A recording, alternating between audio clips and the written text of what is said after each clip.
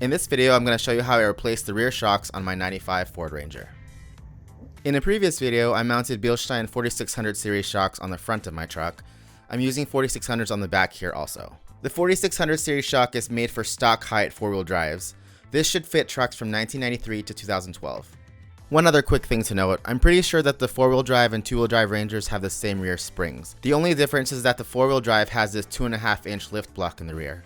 So if you have a two-wheel drive Ranger with about a 2.5-inch block, you should be able to use these shocks too. Using 18mm sockets, I started by removing the nuts and bolts holding down the old shocks.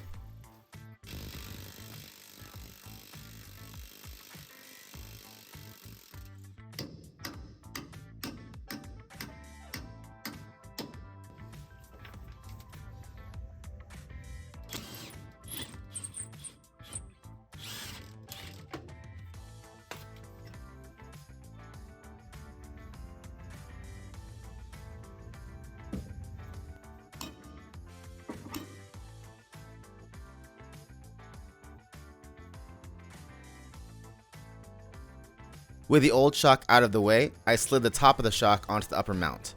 There is an easier way to do this. I'll show you later.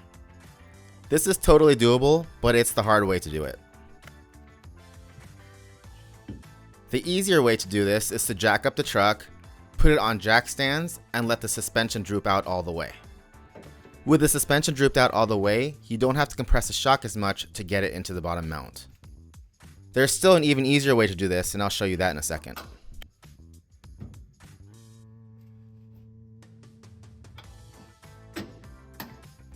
This shock looks really toast. Looks like all the oil that's supposed to be inside the shock is now all over the outside.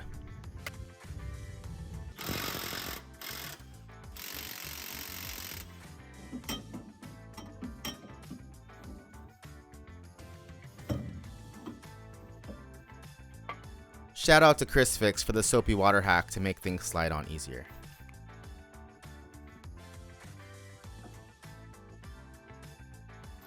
The soapy water made this side slide on a little bit easier, but I still tightened it down a little bit to push it all the way back onto the mount. And then I backed it off. I'll explain why I backed off the nut in a second.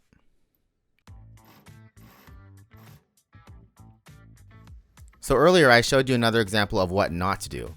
If you leave the green packaging band thing here on the shock to keep it compressed, it's a lot easier to mount it.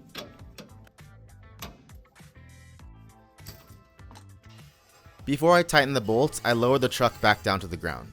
Supposedly, the bushings will be happier if you tighten them down at ride height.